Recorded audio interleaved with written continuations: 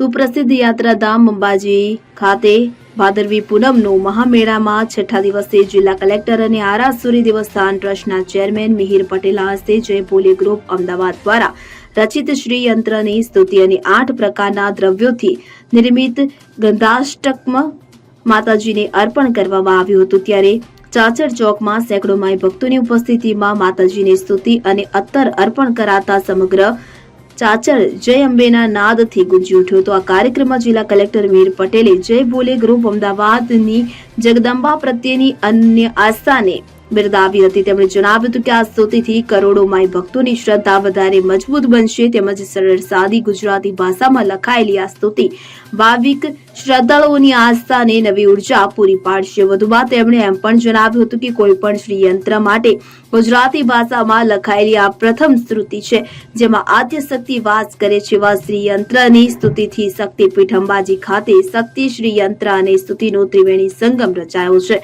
જે અંબાજી શક્તિપીઠની આધ્યાત્મિક આસ્થાને સાંકળતી મજબૂત કડી બનશે।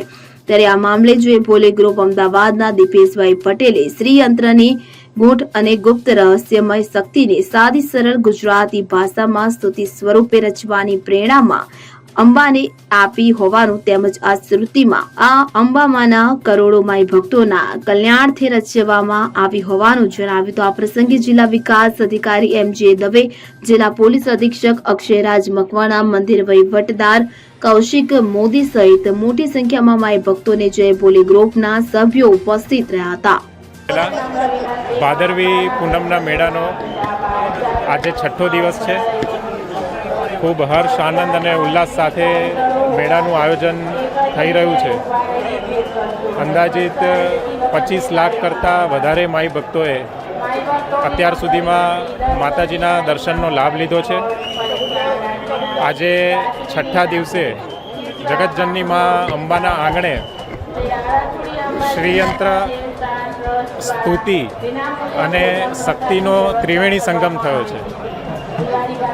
અંબાજી મંદિરમાં નૃત્ય મંડપમાં જે શ્રીયંત્ર પ્રસ્થાપિત કરવામાં આવ્યું છે તે શ્રીયંત્રની સૌ પ્રથમ સ્તુતિ ગુજરાતીમાં આજે જય ભોલે ગ્રુપના ભાઈ શ્રી દીપેશભાઈ પટેલ દ્વારા દેવસ્થાન ટ્રસ્ટને અર્પણ કરવામાં આવી છે।